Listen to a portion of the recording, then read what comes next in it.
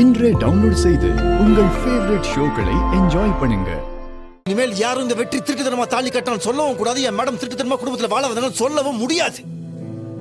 அப்பா நாங்க 2 பேரும் ஒன்னா சேர்ந்து வாழும் மேல இருக்க முடிவு பண்ணிட்டான்ப்பா. நீங்க இல்ல வேற யார் வந்தாலும் இங்க 2 பத்தி பிரிக்க முடியாது. அப்போ நேத்து வந்தவளுக்காக உன் அப்பா அம்மாவையே தூக்கி எறிய துணிஞ்சிட்டியா? அப்படிதானே? அப்படிதான் வச்சுக்கோங்களேன். உங்களோட சந்தோஷத்துக்காகவும் உங்களோட சுயநலத்துக்காகவும் எங்களோட வாழ்க்கை அழிக்க நினைச்சீங்களே, அப்ப நான் பண்றது எப்படி தப்பா இருக்கும்? நீ பேசலடா, உன்னை இவ பேச வச்சிருக்கா. ஆரம்பத்துல இருந்தே எனக்கு இவ மேல சந்தேகம். கடைசி நேரத்துல கால வாருவான்னு சொல்லிக்கிட்டே இருந்த, இப்ப செஞ்சுட்டால. என்னடி நினைச்சத சாதிச்சிட்டல? ஆனா இது இதோட முடியாது. நீங்க அந்த வீட்டுக்கு தானே வந்தாகணும். எங்க எல்லார் கூடயும் சேர்ந்துதான் வாழணும்.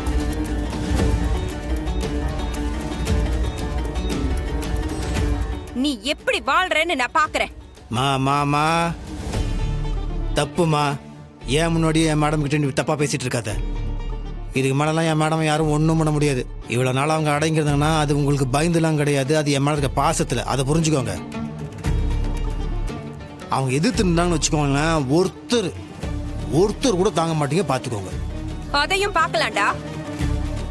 ஆனா நீ இவளுக்காக இந்த அளவுக்கு மாறுவேன்னு நான் நினைச்சு கூட பார்க்கல. நான் கூட தான் நீங்க ஏமாத்தீங்கன்னு நினைச்சு பார்க்கல. மேடம் நீங்க என் வாழ்க்கை விட்டு வெளியே போனா இவர் என்ன ஜெயிலுக்கு அனுப்பிடுவோம் தானே மிரட்டினாரு. அதுக்கு பயந்து நீங்க இப்படிலாம் பண்ணீங்க. என்ன மேடம் நீங்க போயிட்டீங்கன்னா அப்புறம் நான் எப்படி மேடம் நல்லா இருப்பேன்? ஜெயிலுக்கு போனா மட்டும் என்ன மேடம்? என்ன ஒரு 10 வருஷமா 5 வருஷமா உள்ள இருந்திருப்பேன். ஆனா உங்களை நினைச்சிட்டு உள்ள இருந்திருப்பேன் மேடம்.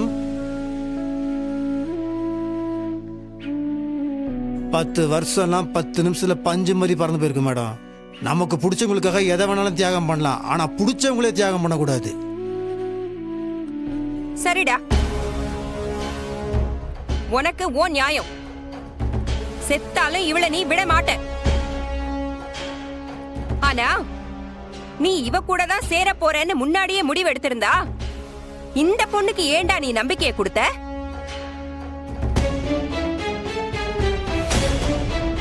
உன்னை நம்பி சம்மந்தம் பேசி இன்னைக்கு மணமேடை வரைக்கும் வந்து நிக்கிறாளே, இவ வாழ்க்கைக்கு யாருடா பதில் சொல்றது?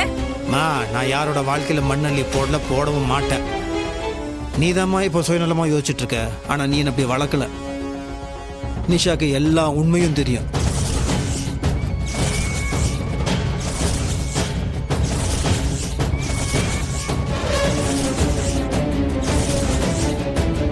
ஒரு ஃப்ரெண்டா எங்க 2 பேரும் சேர்த்து வைக்கிறதுக்காக அவங்க ஹெல்ப் பண்ணிருக்காங்க. அவங்க மட்டும் இல்ல, மொத்த குடும்பம் எங்களுக்கு ஹெல்ப் பண்ணிருக்கு.